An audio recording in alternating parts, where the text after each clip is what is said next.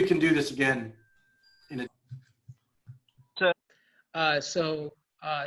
if you, it's really, I mean, I think it's a little bit too soon to tell what it means to go ahead and move down in price, other than the fact that I think as a category, if you're in that $20 and below range, you're going to probably benefit, whether it's spirits or it's wine.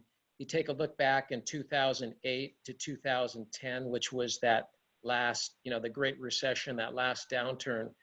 And it was widely reported that during that time, you could not move wine that was over $20 a bottle on premise. Now, we've all talked about on premises not even having any kind of a pulse at this point because of the shutdowns.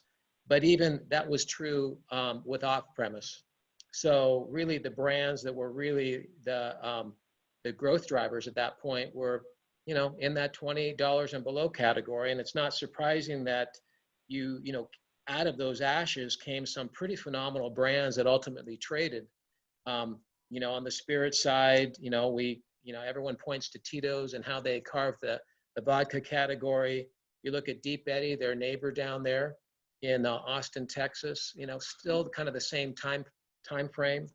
And on the wine side, some wine companies adjusted and some didn't. Some were startups, but I mean, some of the ones that adjusted were the Duckhorns of the world.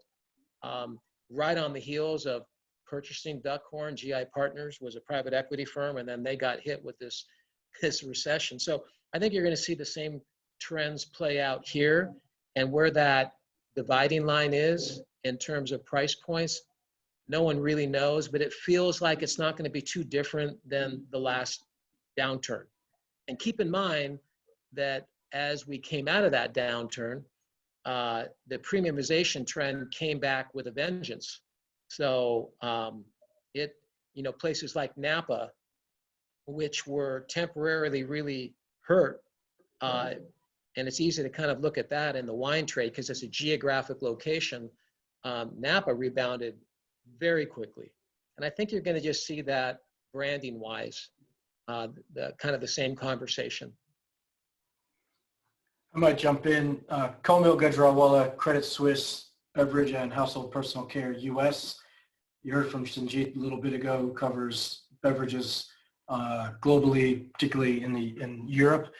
I guess a couple of things that we haven't really talked about is we're obviously seeing quite a bit of growth on the beer side, but wine is growing at a very substantially faster pace. I think beer we're looking at up about 30% or so in the most recent period. In that same period, we've got wine doing 50. So you've got wine growing much more quickly than beer. And if you recall, last year was the first year wine was down in volume terms. So is this the sort of thing, the debate, and when we go into these periods is, what are some of the changes that might be permanent and some of the changes that are just temporary? And some of what we're seeing is a lot more wine in people's houses, and a lot more wine consumed off premise. And when it gets into your house and is in your house for a period of time, it tends to be sticky. So this could be the thing that maybe rejiggers wine after years of flat and then eventually a year of down. I think we also have to be careful about trading down because there's trading down on a per bottle basis, but massive trading up on a dollar spending basis, because if someone used to buy a bottle or 2 bottles of wine before dinner at home because they wanted a bottle, that's different from buying 6 bottles or 12 bottles because you need to have enough in your house. And if you're buying a case, you may buy $3 cheaper per bottle because the amount of dollar outlay is very substantially higher. So we're gonna have to be careful. There's a lot of metrics we've been using over in time that helped indicate trading up and trading down. But I think what's happening here, because people are buying in bulk, they're more willing to buy a higher amount of a lower priced good, which doesn't mean actual consumer trading down. The other thing I think, which we're seeing much more substantially in craft, but the thing about the craft folks always talked about, they were afraid of becoming wine and they were afraid of the fragmentation in wine. Well, they basically got there. And now what you're seeing in craft, as craft starts to struggle a little bit, it really started before we came into this crisis, but as we went into this crisis, you're seeing craft, the long tail of craft, start to shrink. The long tail of wine has always existed and will continue to exist, but this could be the thing that, again, more secularly, not just temporary, changes the position of brands that have been strong. So Constellation has gone in and they've bought a lot of brands that are known. They're spending money on marketing. And I think if you're a Woodbridge or a Mayomi or a Prisoner of the World or some of these brands that have had real kind of marketing behind it, and there's lots of other ones that owned by other suppliers, those are going to start to thrive. And once you, again, you get them into your homes, that's something that could stick around for a long time and change the dynamic of how things have been in wine for the last several years. Hey, to go back to your first point, Kumail, is when you were talking about the wine consumption. I mean, you're 100% right. I think the last 2 to 3 years, we've seen a flattening of the growth curve in just sheer gross consumption of wine, volume-wise. But at the same time, there still had been that premiumization. So while everyone was looking at there being less volume consumption, on a dollar basis, the category was still growing. So that was a good thing. With all this that's happening now, it's going to be interesting to see how that shakes it up. And I never thought about it, but you might be right. This might be a little bit of the, back in the early 1990s when the wine industry was suffering through a real, bad time in terms of consumption. This book came out, The French Paradox, which essentially was a how to live longer by drinking more wine. And it just was like adrenaline shot for the wine industry. And it has continued to grow each and every year from that. So as that is becoming more of a distant memory and people looking at other beverage alcohol categories and cannabis and the whole abstention, this might be kind of a reminder to kind of go back to your roots of like, hey, yeah, I'm holed up with my family and friends for months. I need to go ahead and do something to kind of take my mind off things, and something that's recreational, and it's maybe wine, maybe spirits, maybe beer, whatever. But it's going to be interesting to see the consumption patterns of, is it really going to be lower price stuff or not? I kind of think just because of what we're seeing, in the US with the layoffs and as they're going to continue to grow, I can't help but think you're just going to naturally see that trade down. But it's all getting played out pretty quickly, and it's going to have a lot to do with how quickly we rebound. Yeah, one of the things to watch and we wonder about is people go through these periods of time when they have to massively simplify their lives. They're stuck in their homes. They've canceled a lot of things. They've simplified their lives. And to what degree of complexity will it return to? Trading up was one of those sorts of things. Choosing different craft beers was one of those types of things. And Sanjeet, maybe we'll toss it to you on what you're seeing or hearing in terms of expectations for trading up, particularly in spirits, because it's been so pronounced for so long. But then one of these issues is we go through these prices. Not at all. I hope that's better now. So look, it's the whole premiumization was linked to the on-trade, right? I mean, if we think about the growth of tequila and the premiumization within the categories, all these brands, Don Julio, Casamigos, they're built in the on-trade. And so if that channel is just non-existent, and then the second derivative impact being the impact on consumer demand, and even when the restrictions ease, people just don't go out less. For sure, there's just going to be down trading from the virtual channel mix. When people drink at home, the social status element of consumption isn't there. They'll drink whatever just to get the buzz. Whereas when you're out at the bar, hanging out with your buddies, you want to be seen to be drinking a certain brand. So I think the channel mix dynamic is inextricably linked to the whole premiumization trend, and if those two things are very, very compatible. So for sure, I think there's not only the next quarter impact from all of the restrictions in the on-trade, but the second derivative from the macro shock. This thing can continue conceivably for the next 2-3 quarters. However, what we did see in the recovery was the down trading was really a one-year phenomena, and people did start to trade back up. And so if you look over the last sort of 20 years of data, I think the only year in which we saw down trading in spirits at least was 2009. So it was a pause, it was a rebase, and then as we got out of that demand shock, premiumization returned. So I'm not sure if it's going to change behavior permanently, but for the next 12 months, for sure. And remember, that's significantly high margin for these guys. So there's definitely a margin impact on the supply. One of the things I wanted to discuss and kind of get folks' read on, and this is another thing we're hearing from our distributor partners, it's a matter of a little bit, the grocery stores, right, the retail outlets are so overwhelmed with just the demand at this point in time that folks that I basically have shelf placements are winning out here. And anybody that was maybe going to get a preview to a buyer is no longer getting that preview. And so there's kind of this matter of like, you kind of have a golden ticket if you're already in distribution at these large big box retail stores that are, you know, outperforming versus those that are trying to go in and maybe had, you know, when we talk of wine and spirits, those who had a pretty healthy direct to consumer business, but then also parlayed that with some distribution. It just sounds like that's becoming more and more difficult. And I'd be curious to hear what you guys think about this, about, you know, the performance of these big box retail stores versus maybe some of your local grocery stores, if that's been measured and what that looks like. Because, you know, in general, at least up here in the Portland area, right, those smaller local regional stores have more of a product mix that's more conducive to premiumization, more local brands, whereas you go to the larger big box retail stores, it's more of the big, large suppliers. Does anybody have kind of some insight there that might be useful? We're certainly seeing that in beer, on the beer side. I mean, for sure, right? Right.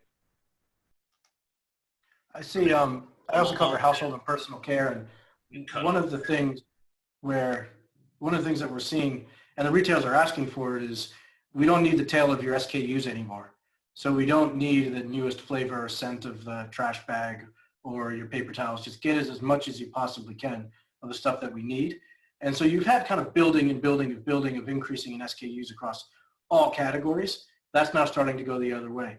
Once the market starts to open itself up, will they return? My guess is a very large percentage of those SKUs will not return. It'll go back to this efficiency play.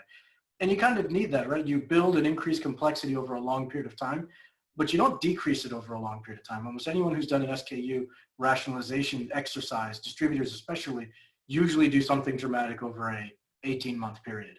But the pace at which it increases is years and years before all of a sudden you look back and say, wow, we've got too much complexity here. And I think this is going to be one of those clearing mechanisms that cuts a lot of those tails off.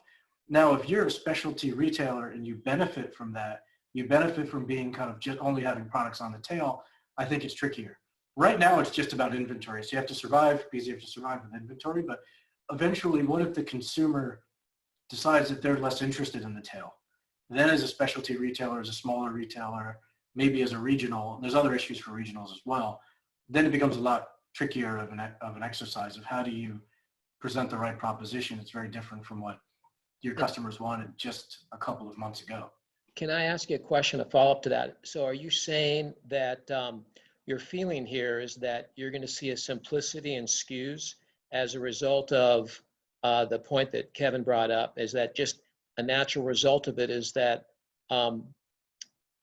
it's just going to weed out a lot of surplus SKUs so that when we do get into a little bit of a recovery, you're going to have less crowding in off-premise markets?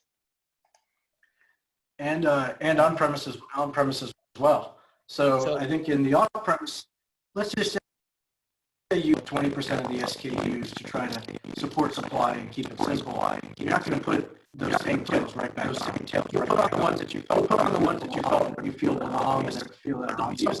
But there'll be some percentage that'll be different for every category that may not ever come back, or at least may have to fight to come back.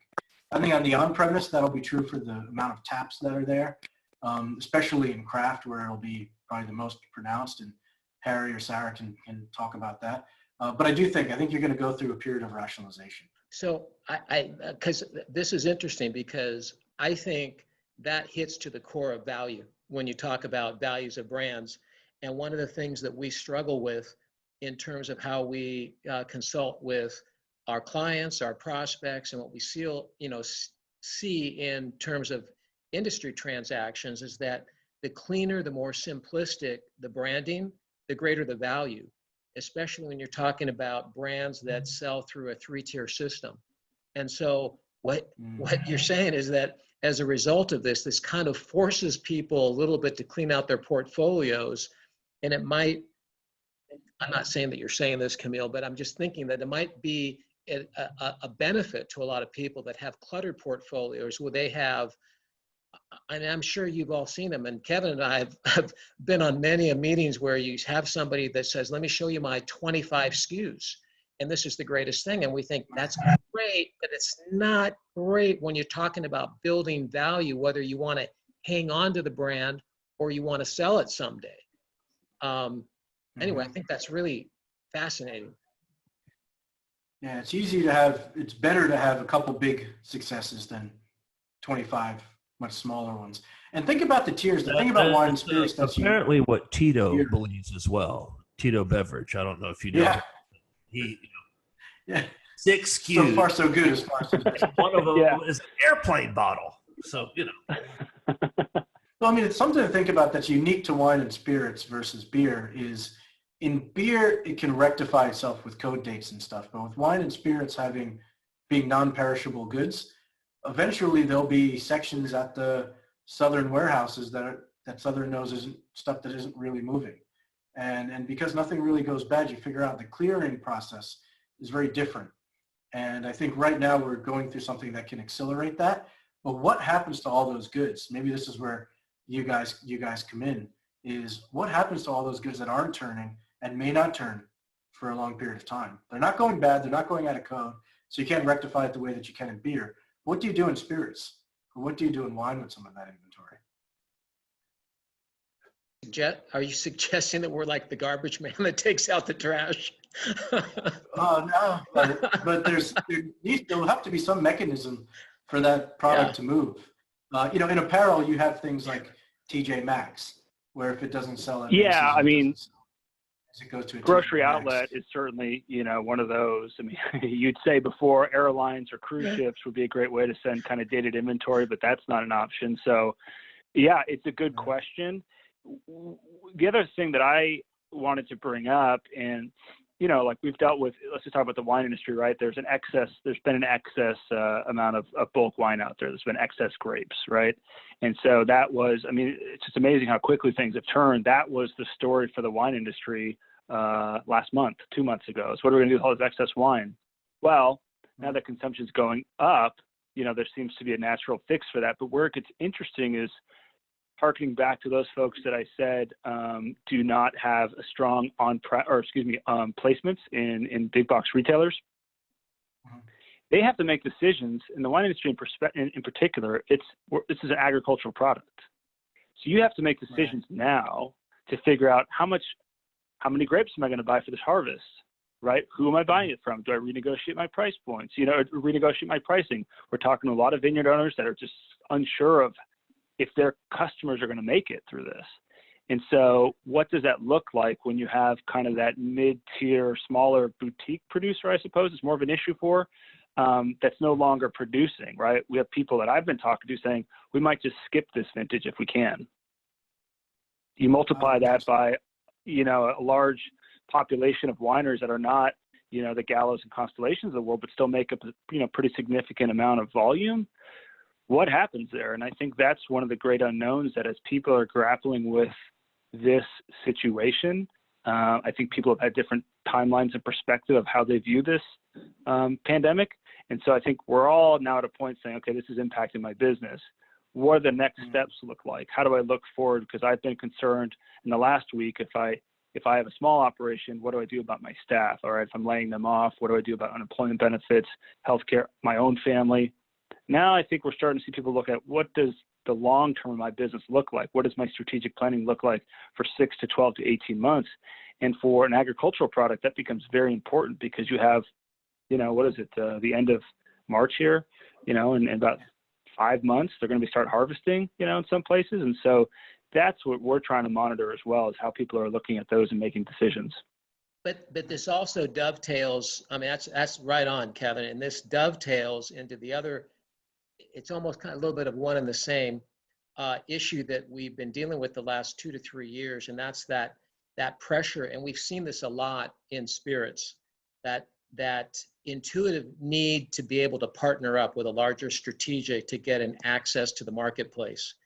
And there was a slow movement that started to pick up, and Kevin and I saw it. And then there seemingly was, and I don't know if you guys have seen this over at Credit Suisse, but there seemingly was, I don't want to call it a wall, but it got a lot more difficult to be able to, quote unquote, partner up with strategics that could provide access to the marketplace with some of these craft brands. And I think maybe, you know, it might have been a saturation point or whatnot, but it kind of puts them in that same category that Kevin is talking about, is that you essentially have people that have product that don't have access to the marketplace, and it puts them at a tremendous disadvantage during this time when you need that access to the marketplace so desperately. And is that something you were seeing before we even got into this, or that's what's happening now? Something we saw before. I'd say over the last 18 to 24 months, it's been a gradual, it was a lot easier to have conversations with larger strategics about distilled spirits brands, and even wine brands, to the extent that people wanted to go that agency route, with or without an investment in their brand. And then over the last, let's just call it 24 months, plus or minus, it's not that deals weren't getting done. It's just, I think that a lot of the larger strategics had already made a lot of their plays and their bets, and they didn't need another whiskey brand. They didn't need another,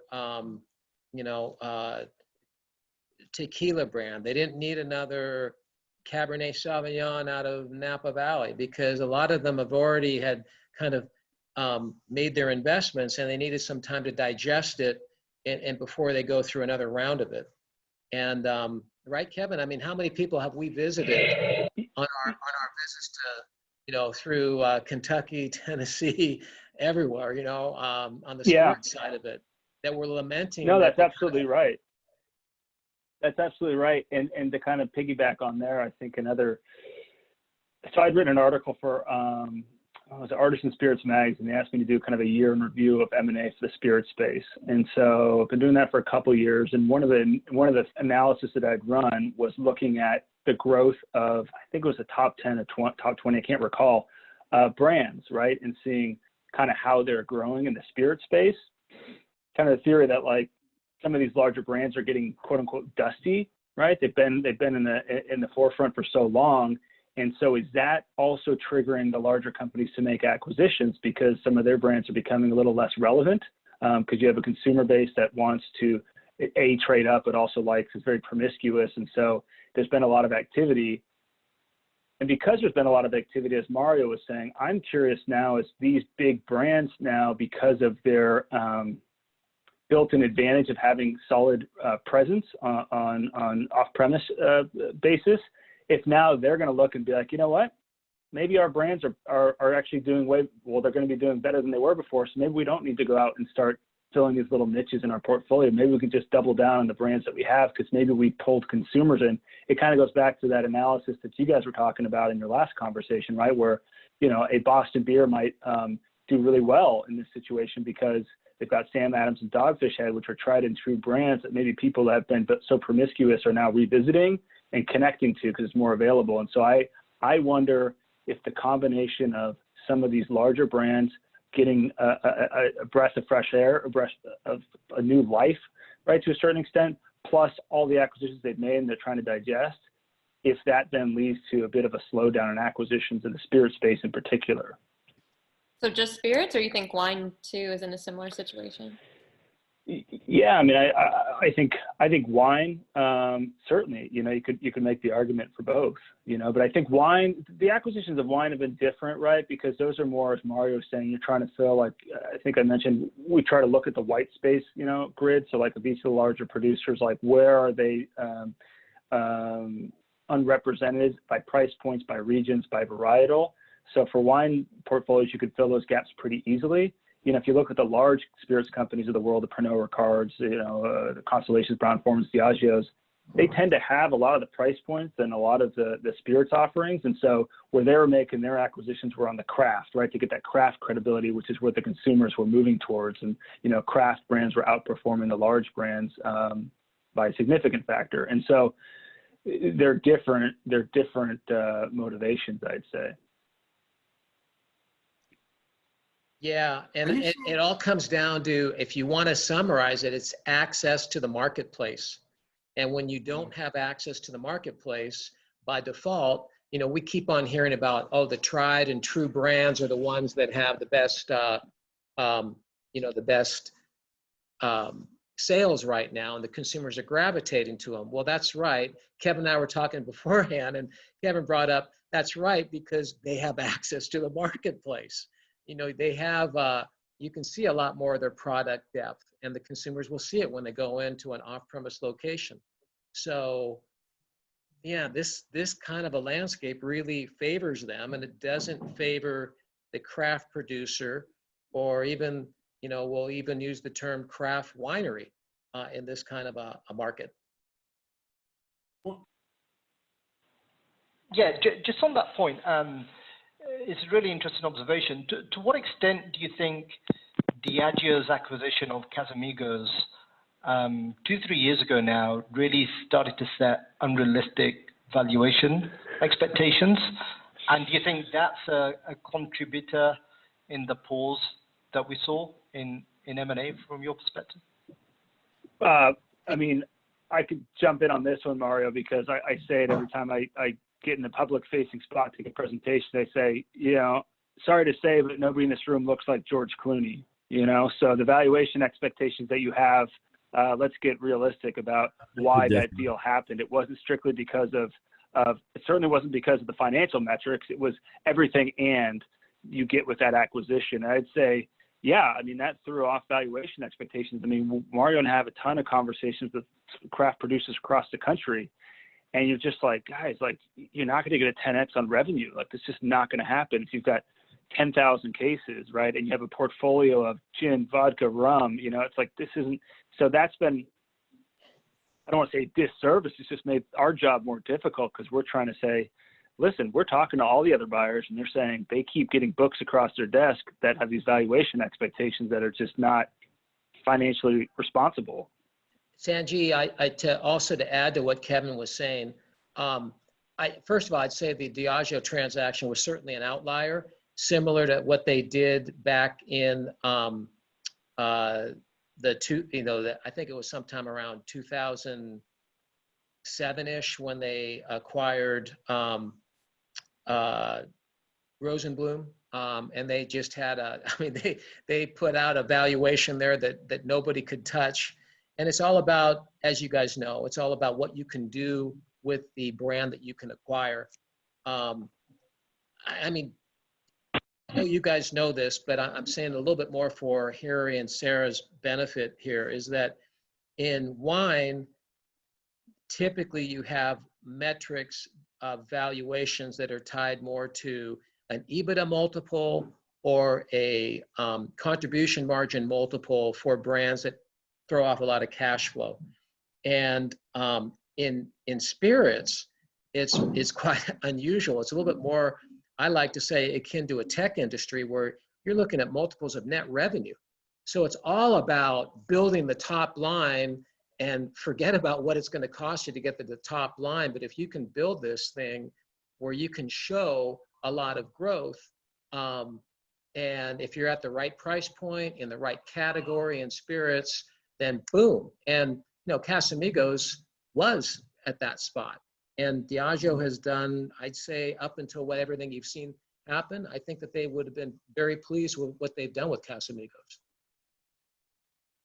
Well, I mean, the old adage is that everybody loses money in the wine business, but the spirits business is very scalable. It's very cheaper to make, and I think that points to kind of what you guys have been saying. I mean, it takes so long to make wine, and we don't know what demand's going to be. And I know on the beer side, we didn't sell a case of beer today. Okay. This is Monday. We don't sell a lot of cases on Monday anyway.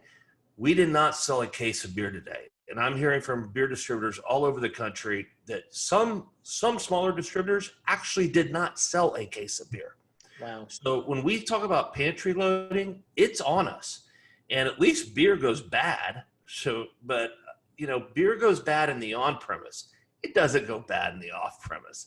People still will drink beer out of their refrigerator that's been there for 8 months. They don't care. They don't know the difference unless they're, I think, wine and spirits, or especially wine, I would think is going to have an issue of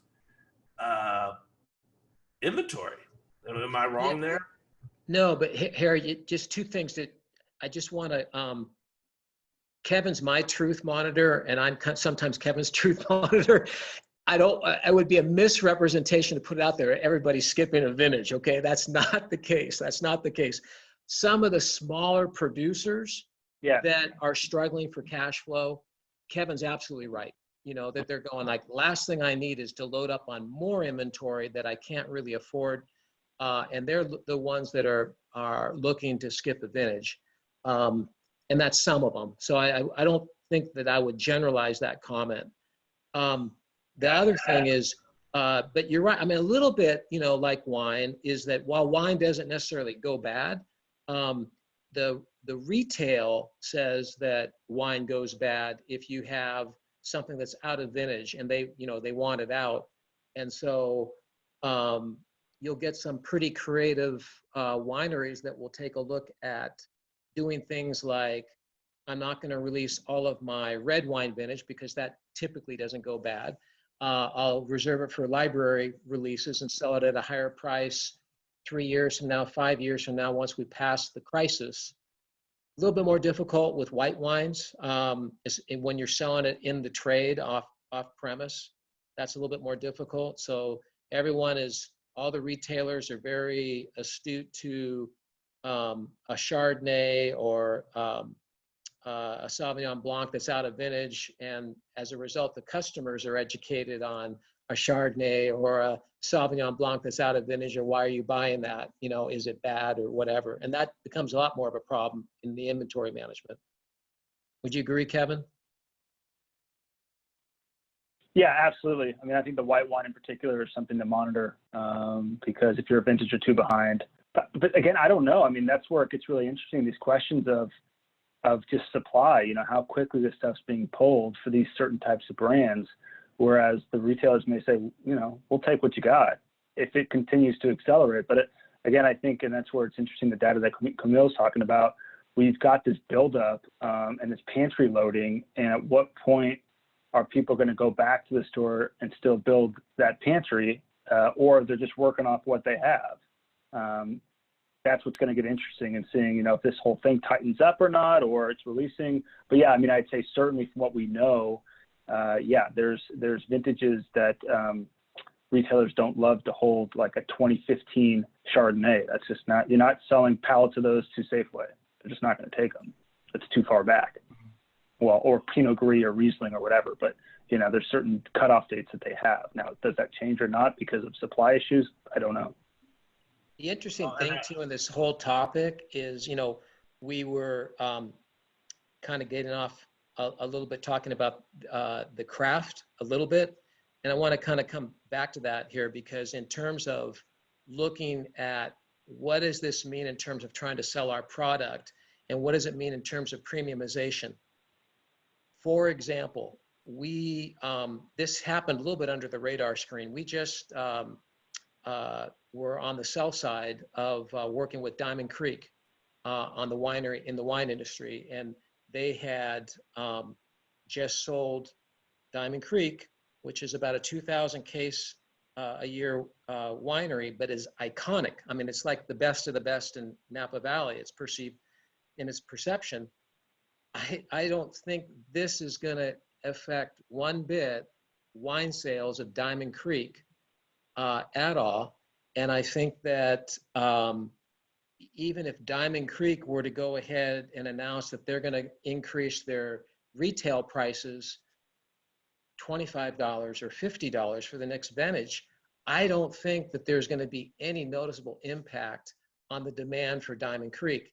And I think you can carry that conversation along the same lines in any category, whether it's spirits or even in beer. If you are really, really a super focused premium producer that has that allocation philosophy in terms of the beverage alcohol that you're making, I don't think that those brands are going to be the ones that are going to be really struggling through this kind of a market. But they only account for probably 5% at best, right? I mean, you're talking about the real ether of brands. I think those types of brands don't struggle in any environment. If the demand outstrips the supply, that'll continue that continues through many cycles.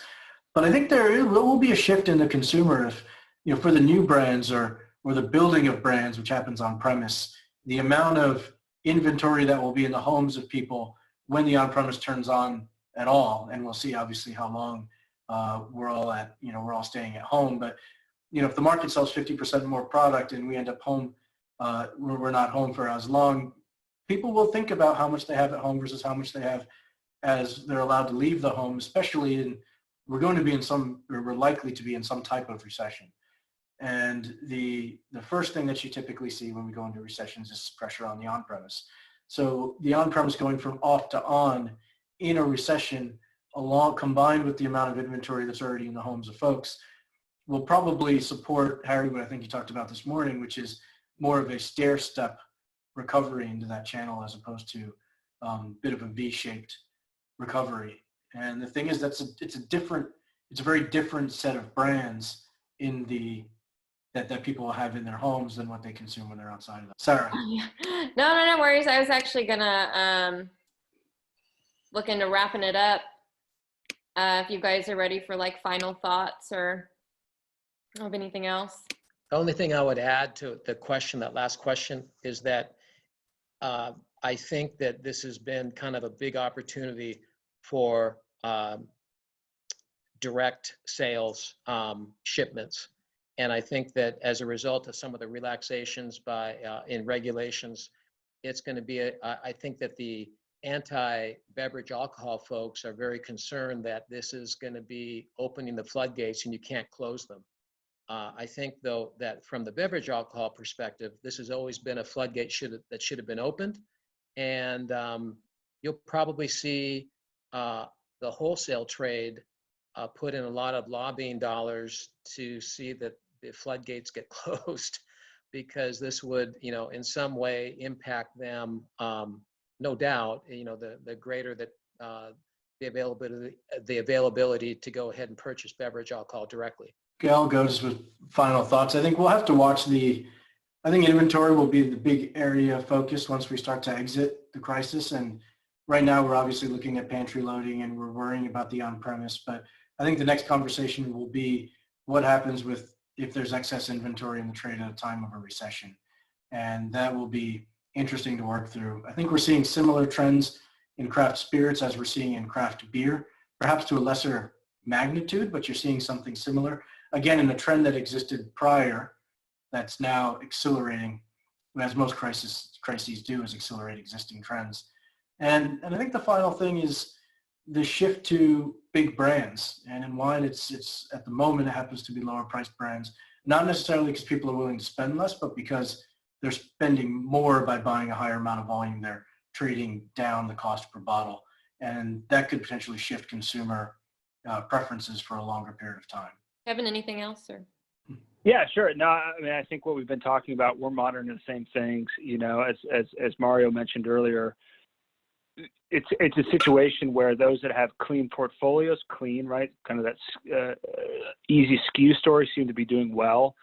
Those that are in a fortunate position to have established shelf space presence in large retailers are going to outperform just by the nature of the access of the consumer. And if the consumer in this particular moment is going to go out, right, and kind of brave the world, they're probably only go to one shop. And so they're not going to all the smaller mom and pop shops. They're going to one big box retailer to buy everything they need, whether that's groceries, alcohol, Band-Aids, whatever it is. It's more of a one-stop shop. So I think we're going to see how that impacts going forward. But from what we're hearing from, our network is that some of these larger suppliers are experiencing significant growth.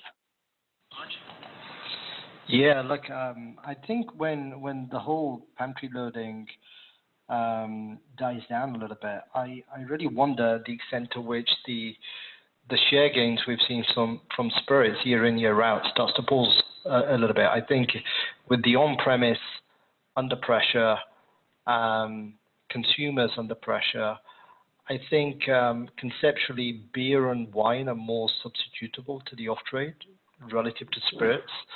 With spirits, certainly premium spirits, a lot of it's about the occasion, the experience, and a lot of that, that's really on-premise driven, and you can't really recreate that at home. So I wonder if the longer this goes on, maybe some of those share gains from spirits, pauses for a short while. I think beer and seltzer will gain share of ethanol against spirits, at least in this time, especially big beer brands. And the one thing, you got to consider is consumer overall demand for ethanol. And to me,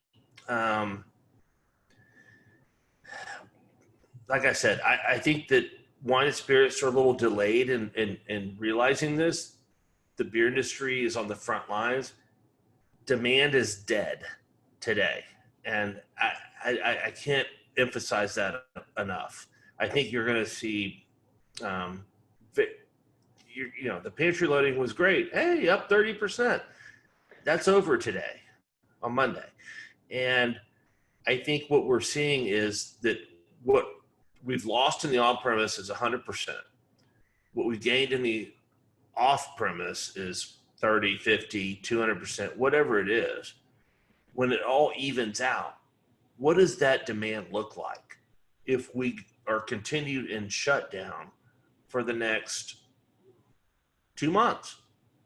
What does that look like? Do people drink at home at the levels they do if they're at home and going out? Do they drink more at home if they're sequestered, or do they not? I would submit that they do drink more at home, but they probably they definitely do not drink as much as they did going out and at home combined. And I think that is the metric that everybody, needs to look at, right? I mean, Comil, am I right or am I crazy? No, you're right. I think our ending is either, that could either be your ending or your opening, but it's the thing to focus on. Well, guys, thank you so much. And really, really good content. I mean, you guys are so bright. And Anyways, just echo. Yeah, thanks guys. Appreciate you taking some time. I'm sure we'll ping you more later as this continues to unfold. There will be more to talk about for a I'll just while. have a quick. Thanks, guys. I'm going to end This one faster than planned. I thought this was the call to discuss the call, or the video conference to discuss the video conference. But you know what? So did I. Yeah. Those are old days, Comil. Those are old. Now it's just. You know what? If you want to go back, to 2020. When I say 2020, I mean January or February 2020. Look, I have to say, we don't talk I about. wouldn't have known that the two most valuable things. Go ahead. What? I was saying the two most valuable things I bought that I had no idea about at the beginning of 2020 was a pair of AirPod Pros and sweatpants. Yeah. Yeah, I didn't get the AirPod Pro memo. Cool. Now I'm going to be looking online. Oh man. Yeah, it's worth the money. I'm sure they're on some sort of supply chain delay, but yeah. I don't know. The quicker we get back to work, the quicker the rebound. Yeah, absolutely.